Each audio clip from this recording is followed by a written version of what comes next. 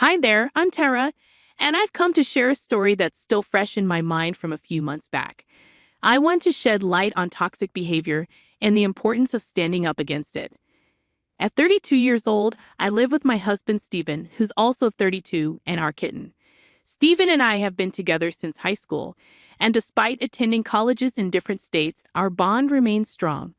We're about to celebrate our 15th anniversary as a couple, but unfortunately, my mother-in-law Lily won't be joining us. Lily has never approved of me. She's always favored her two sons, Stephen and his older brother Sean, showering them with attention since birth. They adored her so much that they failed to recognize her controlling and manipulative nature as they grew older. Lily's stringent rules became suffocating for her teenage sons. They weren't allowed to date, socialize, or even have sleepovers. Sean rebelled against her restrictions, often getting into trouble. Despite his defiance, he stood up for his now-wife Jessie when Lily attempted to intimidate her. As Stephen and Sean distanced themselves from Lily upon turning 18, her focus shifted to me. She went to great lengths to sabotage our relationship, even planning a trip to Hawaii during prom week to keep us apart. Although Stephen pleaded with her to cancel the trip, he rarely challenged her authority. During our college acceptances, Stephen and I briefly separated, during which Lily celebrated and encouraged Stephen to move on. Despite her efforts, Stephen eventually reunited with me, much to Lily's dismay. She resorted to harassing and humiliating me at every opportunity. Lily's behavior serves as a reminder of the importance of recognizing and combating toxicity in relationships. It's crucial to stand up against such behavior to protect oneself and those we care about. I attempted to have a conversation with Stephen about Lily's behavior, but it didn't go as planned. Stephen, your mother's treatment of me is very disrespectful. I've always tried to be friendly and welcoming towards her, but all she does is berate me and call me names. I'm getting tired of her behavior. You need to do something about it, I expressed. Tara, you know my mother's a little sensitive with what happened with Sean. She's afraid to lose me as well. She only means well for me and my future. You shouldn't take her words to heart, Stephen replied. So you're okay with how Lily treats me? Seriously, Steve, you remember she tried to break us up, right? I questioned. She only did that because she thought you would cheat. If you had cheated on me, I would have been heartbroken. She wanted to help me escape a bad heartbreak, Stephen justified. Are you serious? She played on your insecurities to end our relationship. How can you justify that? I retorted. No matter what I said, Stephen never agreed with my perspective. He always thought I was overreacting and that Lily was only looking out for him. He outright refused to believe me when I said that Lily called me to berate me. He always said that Lily could do no such thing and that I was falsely accusing her of being mean. Even Sean tried to talk some sense into him, but after knowing everything, Stephen fought with Sean and accused him of betraying their mom. Things became strained between Sean and Stephen. Sean ended up marrying Jessica, his high school girlfriend whom Lily had tried to scare off. He invited Sean and me to the wedding but refused to even tell Lily about it. Lily was in hysterics and tried to convince Stephen to talk to Sean and get herself invited. Stephen, being the mama's boy he is, argued with Sean about Lily. Stephen almost didn't go to the wedding to support Lily. However, I asked him, do you really want to boycott the wedding to support Lily?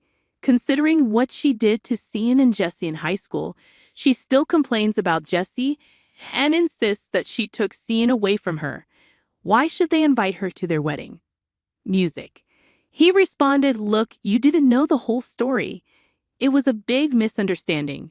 She was trying to do what she thought was best for Sean. Moms can get carried away sometimes, but she's ready to mend bridges. We're family, and we shouldn't hold grudges against each other. I countered, it's their wedding, and they can choose who to invite. It's not your place to make those requests. We need to respect their decision. I know I can't do much, which is why I'm not attending the wedding. I want them to know that they are making a mistake.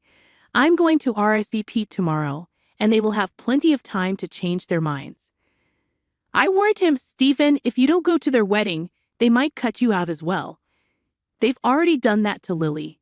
Are you sure you want to lose your brother over this issue?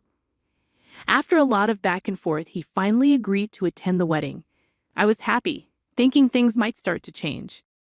He witnessed how happy Cian and Jesse were without Lily's interference. They moved far away and organized the wedding to prevent Lily from showing up. Lily went ballistic when Stephen showed her the pictures, crying on his shoulders and making him stay with her for a month.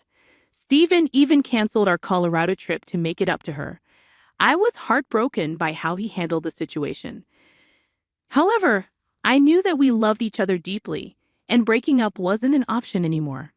All I hoped for was that Stephen would see the light and come to his senses about Lily's horrific behavior. Fast forward to 2 years ago, Stephen finally proposed to me, and I said yes. Lily was upset but put on a happy face for him. Later, I discovered that Lily refused to give Stephen her engagement ring because she was convinced I was a gold digger and that our marriage wouldn't last. I must admit, I adore the ring Stephen picked out for me. As engineers, we both earn well, and he was more than capable of buying the ring himself. Plus, I'd much rather wear something he chose than any of Lily's jewelry. Wedding planning turned into a disaster. Lily inserted herself everywhere she could, from cake tasting to venue searching. She detested my ideas and even attempted to change the theme. She called my vintage theme boring and tacky, and though I tried to ignore her, my then fiancé Stephen took her criticisms to heart.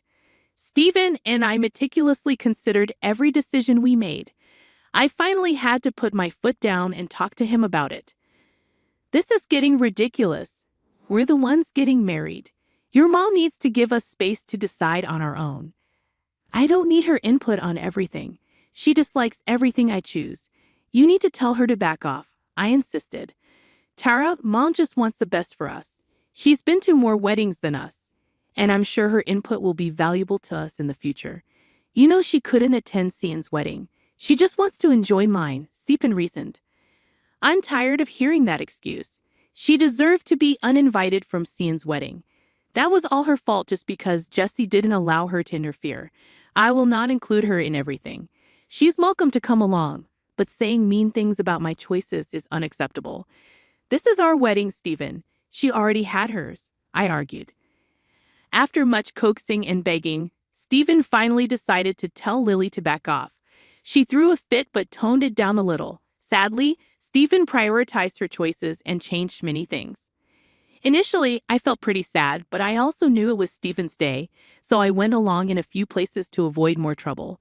I hadn't yet developed a strong backbone, and Stephen was too engulfed in the fog to think clearly. The wedding turned into another disaster when Lily showed up in a white dress that was so sparkly and lacy, everyone could see it was a bridal gown. Thankfully, Stephen realized the problem with her dress and insisted she change before the ceremony. She tried to play dumb and claimed she didn't have another dress. At that point, my maid of honor and best friend produced a pale blue gown that fit Lily perfectly. Knowing she was planning to wear white, I went shopping and bought her a decent dress out of my own pocket. Lily was out of excuses and had to wear the dress. During the reception, she made tearful speeches about losing her babies to awful women, targeting both me and Jess because they were avoiding her. Lily also disparaged our relationship and tried to portray herself as the poor mother-in-law. The wedding guests looked awkward, and even her family was mortified. My maid of honor promptly took the microphone away and started to lighten the mood. During our honeymoon, Lily called us continuously, crying about feeling lonely. At one point, she was calling us 6 times a day. When she couldn't reach Stephen, she called me, accusing me of keeping him away from her. She insisted that no matter what I did, Stephen would always choose her over me. I reminded her that we were on our honeymoon and that she needed to stop calling us so frequently. When Stephen's phone died, he went back to our room to charge it. There was no reason for me to keep him away from her. I know how greedy you are, Tara. All you want is his money. You cannot accept it. He sends me money every month and brings me gifts. You want to isolate him so that you can take all this money. I won't let that happen. He has been taking care of me since his father died 10 years ago, Lily accused. Lily, I don't care if he looks after you. You are his mother, so it's natural he will send you money. I earn pretty well for both of us, so I don't want his money anyways. You need to stop accusing me of such things, I responded firmly. Shut up, girl. You can fool him, but I know what type of woman you are. Now hand over the phone to my baby immediately. I need to talk to him right now, Lily demanded. This was just one of the many conversations I had with her throughout the honeymoon. We returned home and had to deal with her crying for days because we didn't take her on our honeymoon. Imagine my surprise when she scolded my husband for going without her. Anyway, as usual, Stephen did everything to console his mother and ignore my problems. I was slowly learning to put up with her tantrums and speak out for myself. Everything was going more or less okay until a few months ago when I found out that I was pregnant with our first child. We were both ecstatic, and Steve wanted to tell Lily immediately. I was a little uneasy about it but decided to let it go. I was sure she would be happy for her first grandbaby. Boy, was I wrong. The moment she knew, the waterworks and screaming started. She said I was baby trapping him and taking him away from her. It was all part of my grand scheme. She's sure I cheated on Stephen and was passing off the baby as his. My husband did his best to calm her down, but she refused to listen to him. By this point, I grew increasingly weary of Lily's antics. Her tantrums persisted for 2 weeks before she decided to pay us a visit. She arrived early in the morning and let herself in with a spare key. Lily seemed overly joyous about our baby and even attempted to shower me with gifts. Stephen was elated, believing Lily had finally accepted the baby. However, the reality was far from that. I felt uneasy about her newfound happiness and opted to remain cautious. Later that evening, Lily offered to make us some tea, claiming it would help warm me up since it was getting chilly outside. Stephen was sincerely grateful for her kindness, hitting me an "I told you so" look. Deciding to investigate, I excused myself and went to check on Lily in the kitchen. I observed her making tea and adding something from a carton. Both my husband and I are lactose intolerant, so we only use a specific brand of oat milk for our tea. The carton Lily used was not the one we normally use. While she used the oat milk for 1 cup, she poured from the suspicious carton into the other. Initially, I brushed it off, assuming she was simply using another type of vegan milk for variety. However, I remained uneasy when she placed the suspicious mug in front of me. In an impulsive move, I discreetly switched my husband's cup with mine when they weren't looking. We drank our tea, and the entire time, Lily smirked at me from across the couch. Thankfully, nothing happened for the rest of the night. However, in the early hours of dawn, I heard my husband throwing up in the bathroom. He made several trips, and the noise woke me up. After a while, I saw him lying on the couch in the living room, clearly in pain. When I approached him, Lily emerged from her room, looking concerned. Upon seeing Stephen's distress, she began to ugly cry. It was then that I realized she had used cow milk in our tea. I was seething with anger, but first, I had to get Stephen to the hospital. I called 911 and requested an ambulance because Stephen was experiencing intense stomach pain and was on the verge of passing out. At the hospital, we waited for the medication to take effect. When the doctor arrived for a consultation, I took Lily with me and made her confess in front of Stephen and the doctor. She was worried about her son, so making her confess wasn't difficult. The doctor shook his head and informed us that Stephen needed to be hospitalized for a day. After the doctors left, Stephen looked troubled. Suddenly, the fog started to clear in his head, and he was baffled by what Lily had done. He asked her, "Mom, you know I'm allergic to milk. Why did you use it? We don't even keep cow milk in our fridge. Why did you bring it to our house? Even Tara doesn't drink cow milk, and you are well aware of that." Lily responded tearfully, "Stephen, trust me. I didn't want to hurt you. I don't know how this happened. Of course, I know my baby can't have milk. I am your mother." Stephen pressed further, "Then why did you add milk to my tea, Mom? What happened?" Lily continued sobbing in a corner, prompting me to reveal the truth. "I know why Lily brought cow milk into our home. You weren't supposed to drink it. It was meant for me." Stephen was shocked. "You can't drink cow milk either. I'm sure Mom knows that as well. Why would she bring cow milk for you?" I don't understand. I explained, Lily just wanted to hurt me and our baby. I don't know what she wanted to achieve, but she wanted me to suffer. She gave me the cup you drank from. I switched our cups when she wasn't looking because I didn't want to risk the health of our child. Turns out I was right. Stephen was devastated and apologized profusely to me. He vowed to keep Lily away from our lives. I comforted him as best as I could and took him home the next day. I also changed the locks on our house while Stephen was in the hospital. He called Lily and informed her that we were going no contact with her for good, despite her protests and pleas. Stephen firmly stated, Mom, after what you've done, there's no way I want you around. I always stood up for you and defended you. I was too blind to see how much you were hurting my family. I won't allow this anymore. You have crossed the line. Stephen, please, I didn't mean for this to happen. She was taking all your time, and I was feeling lonely. I thought that the baby would make things worse.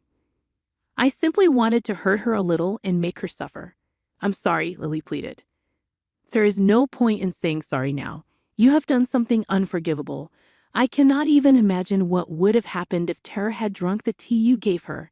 I am disgusted with you and don't want to hear your voice again. Leave us alone, Stephen asserted firmly. With that, we slowly started going no contact with her. She showed up at the house and tried to get in with her keys. When she saw that we changed the lock, she started banging on the door. We simply called the cops and let them deal with her. We also blocked her on all our phones and social media. Sean and Jesse contacted our extended family to inform them about the issue. Everyone was downright disgusted and appalled by her behavior. After discussing her actions with me, Stephen, Sean, and Jesse, we decided to put a restraining order on her. With all the evidence caught on our security camera and her confession to the doctor, the order was granted pretty soon. So far, she has stayed away but has tried to fish for information from our extended family. No one has agreed to entertain her demands. We have also cut off our financial support, so she had to take up a job at Walmart to get by. We are slowly rebuilding our relationship with Sean and Jesse. Stephen and Sean had a heart-to-heart conversation and solved their problems. Jess and I were always good friends, so this just made us even happier. Thankfully, my husband has finally come to his senses and protected me from Lily. We are now pretty happy and eagerly waiting for the birth of our child. To be on the safe side, I reminded my husband that I won't allow Lily to ever have a relationship with our child. To my surprise, he agreed to this condition immediately. We've been enjoying the peace in our household after Lily is gone for good. We might just move to Sean City after our child is born. I am not sure what the future will bring, but I am positive we will get through everything together.